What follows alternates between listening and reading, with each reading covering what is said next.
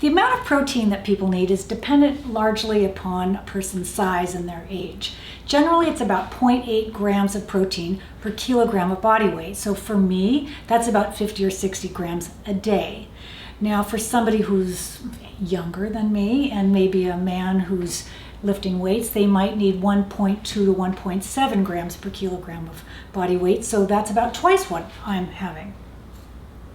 So where should that come from, and how hard is it to meet your protein needs? Well, it's really not that hard, and a lot of people get more protein than they need, which is interesting because your body can only assimilate or turn it into muscle for weight training at a rate of about 30 or 40 grams at a sitting. So if you eat a lot more than that, it really just gets burned for fuel, or if you've already met your fuel or calorie needs, it gets stored as body fat.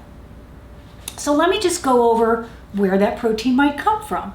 So if you're eating chicken or fish or beef, it generally is about, for 3 ounces, which is a typical portion, supposed to be a typical portion, it's really usually twice that, but that would be around 20 grams of protein for 3 ounces of chicken or fish or meat, so beef. So if you're in a restaurant, you get 6 ounces or even 8, you're getting 40 already. But what I wanted to focus on really are some vegetarian sources of protein because they're often overlooked. So I wanted to talk about vegetarian sources of protein that are greater than the amount of protein in an egg, which is around 7 grams. So we have an ounce of pumpkin seeds, which is one of my favorite. I like to, heat it in a little oil and toast it and put a little salt on it and have it as a snack.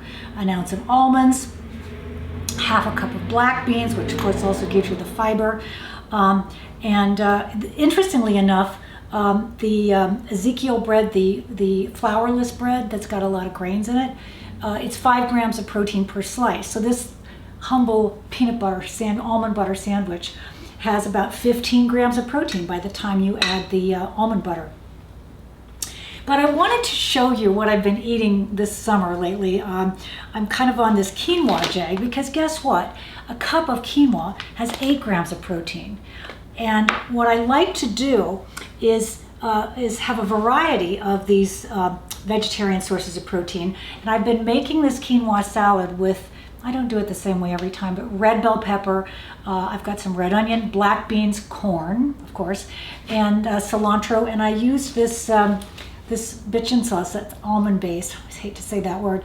And then I top it with a little avocado. And it is so delicious, and a cup and a half of that is 20 grams of protein.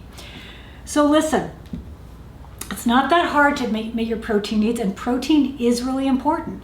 You just want to have a variety of different proteins and make sure that you get your fiber and all your good plant chemicals, and that is smart eating.